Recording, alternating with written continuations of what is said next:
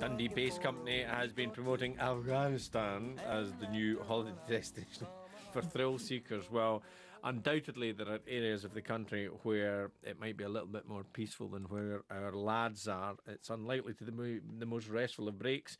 It's certainly different, but it did beg the question of where you can go that's a wee bit out of the ordinary. Let's speak to travel writer Sue Watt. Hiya, Sue. Hi, good morning. How are you? Very well, thanks. It's a wee bit off the beaten track, Afghanistan. I don't know that I'd be tempted to go there unless I was going with some friends from the military who would look after me. But would you think about going there?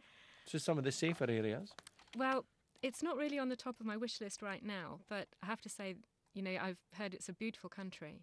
And sometimes it's well worth taking a risk in places like that, and it's certainly not going to be very crowded. Yeah, I mean, imagine if you were in a really remote part of Afghanistan, you're just walking about, enjoying the beautiful scenery, and suddenly you stumble across a cave and there's old Bin Laden. Back off. But you don't need to go to a war zone. What other adventurous holidays could you do? Well, there are all sorts of adventures out on the market now. I mean, for more extreme ones, you can do things like horse riding in Mongolia and Kyrgyzstan. You can do desert trips to Angola, Libya. You can go climbing in Russia. You can even climb Mount Damavand in Iran. So certainly, there are a lot of off the beaten track. Do the Foreign Office have a list? If I was to go onto UK Gov or whatever it's called, could I look and see which countries the Foreign Office say, right, that's a no-go area just now for any boy? Yeah, the Foreign Office break their warnings up into different categories. Right.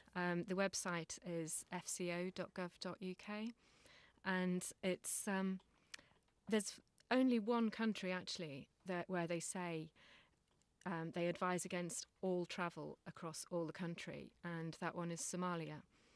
Then the next stage is things like they would say they advise against all but essential travel in the whole country. Right. And there's about half a dozen of those. Right. And then they go on to advising against all but essential travel in certain parts of the country. Right.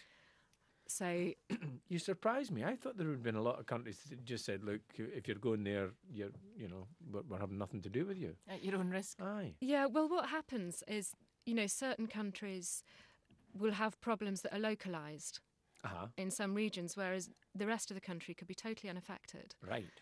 And, if you take Ethiopia, for example, that has problems on the Eritrea border, but that wouldn't affect a trek in the Simien Mountains. So, a lot of these countries are ones where they actually depend on tourism income, and it would be a shame to stop that on the basis of what's happening in one tiny corner of the country. Mm-hmm.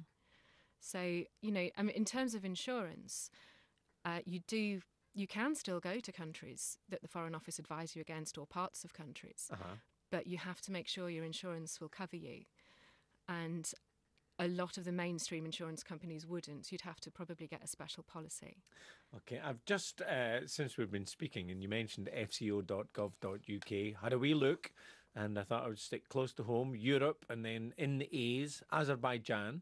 So you go in there, and it's pretty extensive. This advice has been reviewed and reissued with amendments to the road travel section.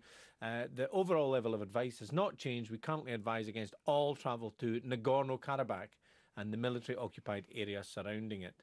And then you get all the visa requirements and such like. It's pretty intensive and extensive, rather. So it's good to know that this advice is on hand if you've got access to the internet.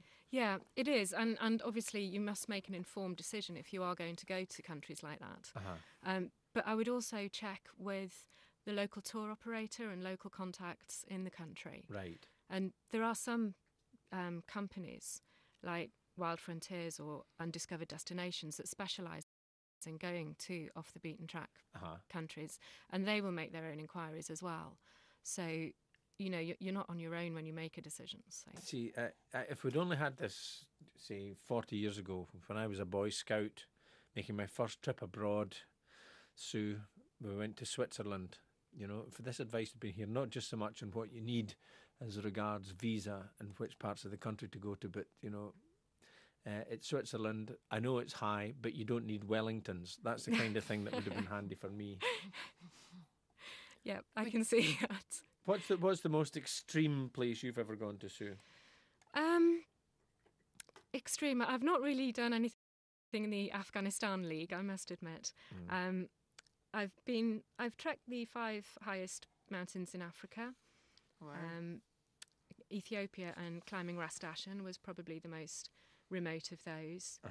And perhaps Mount Stanley actually in Uganda. That was pretty hardcore. So I've done a lot in Nepal. And did you do that with friends, or was it with other people in an adventure group? Because there are plenty of adventure holiday sites now. Yeah, it was. Some were a mix. In Nepal, I was there for 3 months with my partner initially, and one trip was with an adventure group. Another one, we used a local company from Kathmandu. It was just the 2 of us. We had porters. You can do it independently. You don't even have to have porters if you don't want that. But it does help their economy, and in terms of our costs, it's not very much. It's minimal, so, really, isn't it? yeah. But it can make a big difference to them. Exactly. So I was going to ask you for 5 adventure holiday destinations in 60 seconds, but you've maybe given us 1 or 2 already. Have you got another couple that you can give us before we go? Definitely Rwanda for tracking mountain gorillas. That would be top of my list. That sounds adventurous. Doesn't it? There's a great conservation trip in the Altai Republic in Central Asia, which where you can search for snow leopards and their prey animals. And obviously there's fantastic walking there as well. Tanzania has got loads of adventure opportunities. You can actually swim with whale sharks off the coast of Mafia. Climb Kilimanjaro, obviously that's a massive draw after Comic Relief. Yep. And safaris, walking safaris in the Serengeti or the Zulu. See, you've got plenty there, Sue. I think you should set yourself another bigger challenge. Have a fortnight in Faliraki.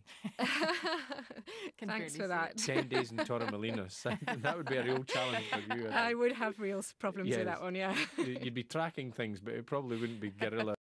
No. Sue, many thanks for joining us. You're very welcome. That's travel writer Sue Watt. So if you're looking for adventure, folks, safety first, I would think, and have a look at fco.gov.uk.